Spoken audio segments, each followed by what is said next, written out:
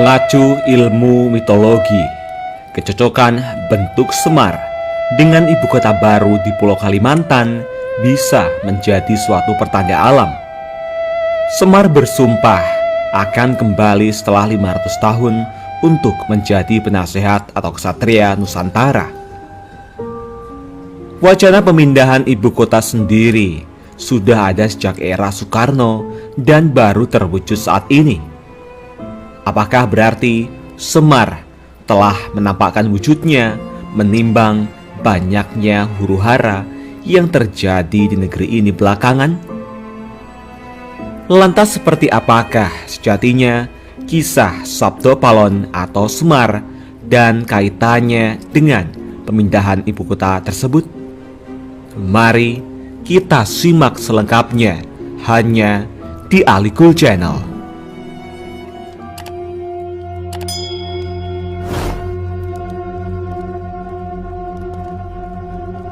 Sejak diputuskannya rencana pemindahan ibu kota baru ke Pulau Kalimantan, ternyata menyimpan beragam misteri, khususnya kisah Sabdo Palon yang melegenda itu.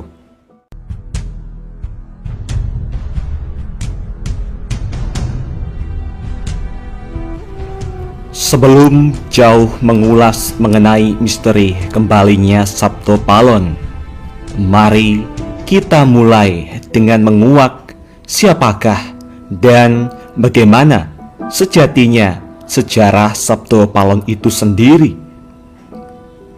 Sabdo Palon atau Sabda Palon adalah tokoh legendaris yang dianggap sebagai pandito dan penasehat Brawijaya kelima, penguasa terakhir yang beragama Buddha dari Kerajaan Majapahit di Jawa.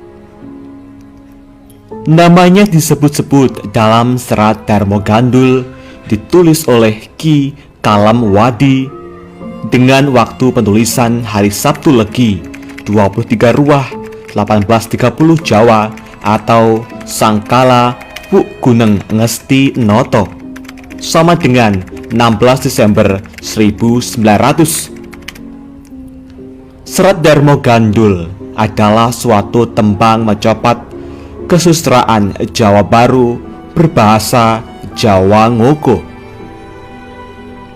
Disebutkan bahwa Sabdo Palon tidak bisa menerima sewaktu Brawijaya digulingkan pada tahun 1478 oleh tentara Demak dengan bantuan dari Wali Songo. Walaupun pada umumnya dalam sumber-sumber sejarah dinyatakan bahwa Brawijaya digulingkan oleh Girindrawardhana. Ia lalu bersumpah akan kembali setelah 500 tahun saat korupsi merajalela dan bencana melanda untuk menyapu Islam dari Jawa dan mengembalikan kejayaan agama dan kebudayaan Jawa.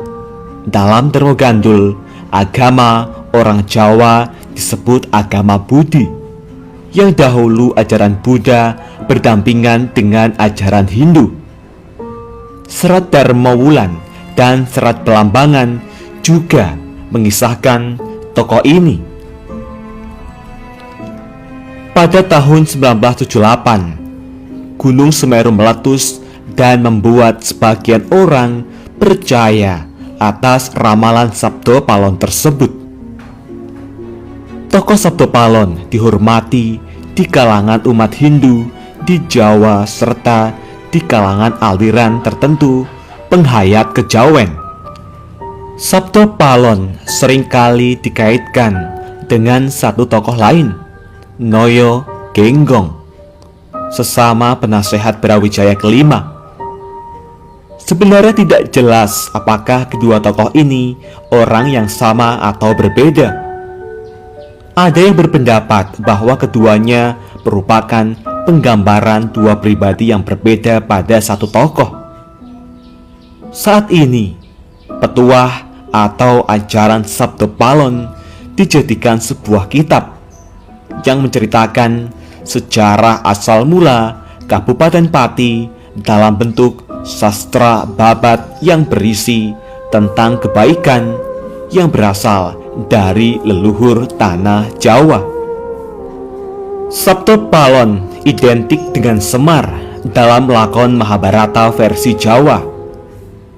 Dalam dunia pewayangan, dia muncul bersama anak-anaknya, yakni Gareng, Petro, dan Bagong. Menurut antropolog Paul Stange dalam penelitiannya pada tahun 1988, Sabto Palon merupakan inkarnasi sebagai Semar yang dikenal sebagai Mahaguru di tanah Jawa. Mereka adalah titisan dewa dari kayangan yang sengaja turun ke bumi menjadi punokawan, kawan yang paham. Tugasnya menjadi pemomong, raja, dan pengoyom kawulo. Nama ini kerap disandingkan dengan sosok Noyo Genggong. Keduanya senantiasa hadir mengiringi pemerintahan raja-raja Jawa di masa Hindu-Buddha.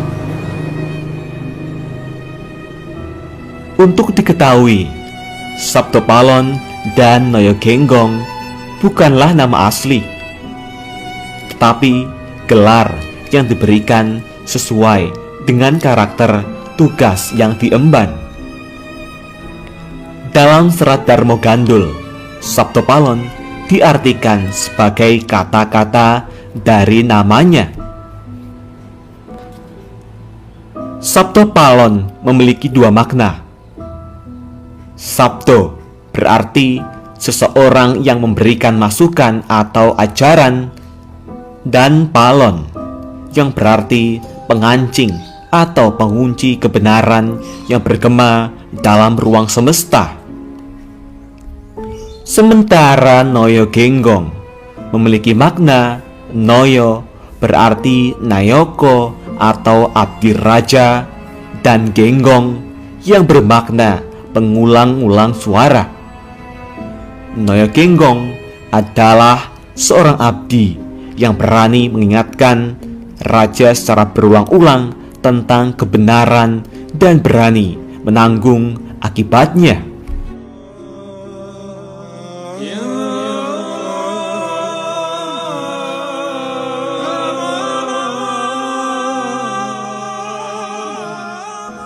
Berikut kisah turun-temurun tentang sumpah kembalinya Sabto Palon atau juga disebut dengan Semar. Pada penghujung kejayaan kerajaan Majapahit bersamaan dengan berkembangnya agama Islam di tanah Jawa, sang pangeran Raden Patah mendirikan Kesultanan di Demak.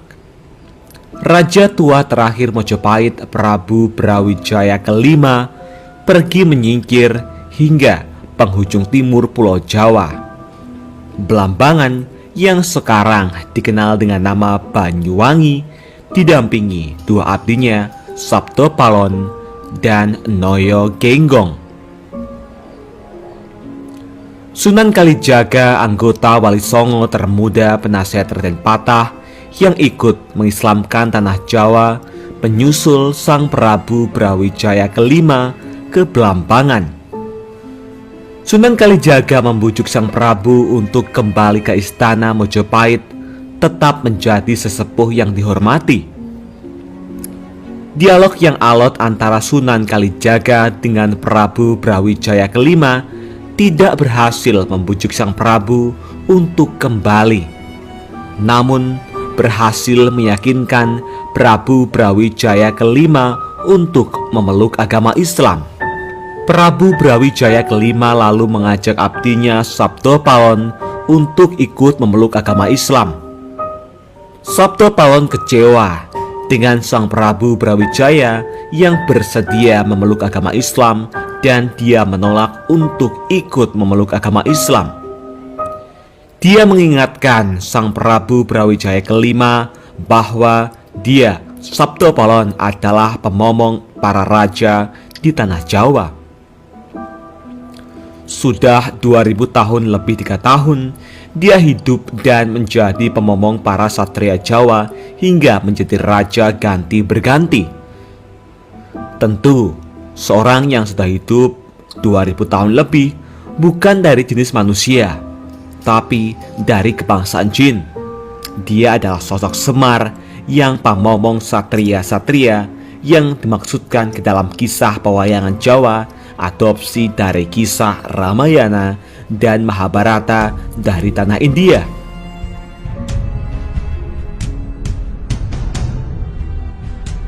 Karena kekecewaannya, Prabu Brawijaya kelima yang dimomongnya terakhir ini masuk agama Islam dan menyebarkan agama Islam ke seantero tanah Jawa, dia memilih untuk moksa, menghilang, menjadi samar antara ada dan tiada di tanah Jawa.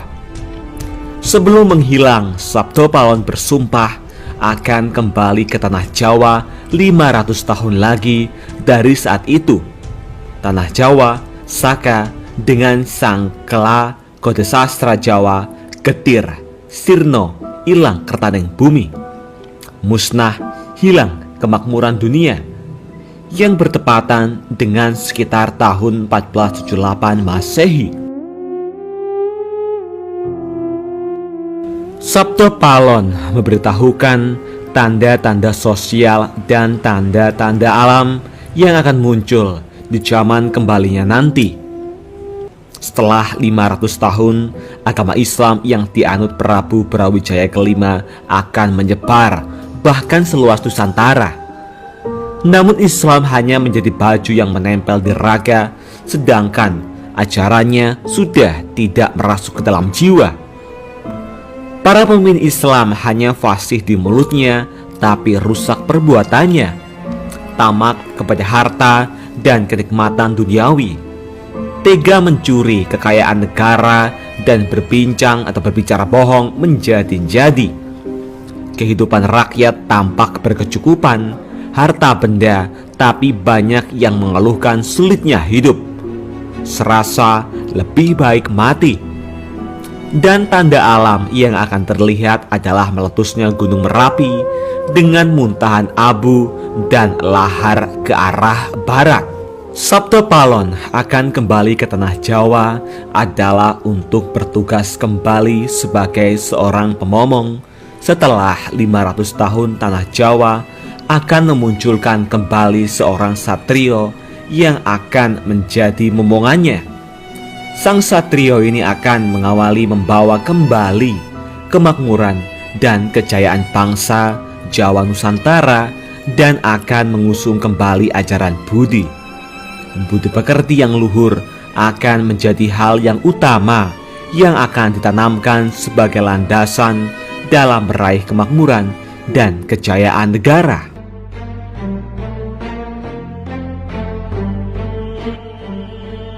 Sabtopalon akan kembali tentu bukan di alam nyata, tetapi sebagai bangsa jin, dia akan muncul kembali di alam gaib, alam maya, bersama pasukan jin dan lelembut.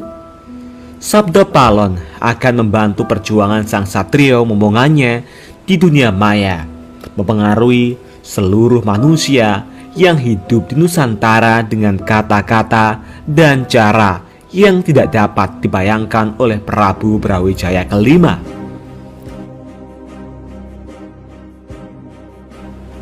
Sang satrio yang sebelumnya bukan siapa-siapa, tidak dikenali, muncul tiba-tiba dan dengan cepat termasyur ke seantero Nusantara. Penggambaran lain tentang satrio dituturkan dia menjalani masa kecil yang sulit dan menderita. Tinggal di rumah di pinggir kali yang di timurnya adalah kaki Gunung Lawu dan Kali Bengawan. Wajahnya selalu tersenyum Mbak Krishna, tapi wataknya tegas seperti Baladewa. Caranya berpakaian dan berpenampilan tidak layaknya satria calon raja, tapi bersahaja seperti rakyat jelata. Pergi ke sana kemari tanpa dikawal pasukan, mengalahkan tanpa mempermalukan orang lain, dan sakti mampu tanpa perlu ajian, nama besar keturunan mampu kepangkatan. Kegembiraannya adalah mengurai dan menyelesaikan permasalahan rakyatnya yang dalam kesulitan. Rakyat lama menunggu dan mencari sosok sang satrio.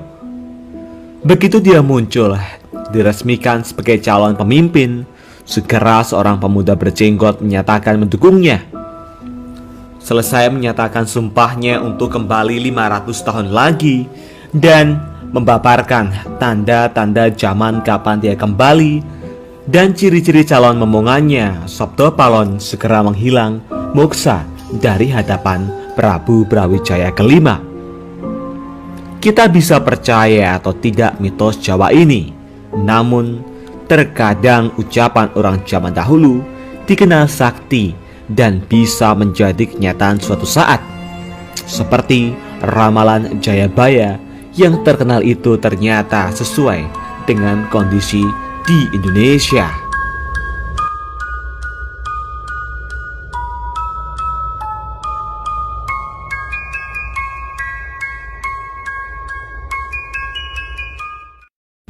Bagaimana tanggapan Anda mengenai kisah ini? Apakah Anda percaya atau mungkin hanya kebetulan semata?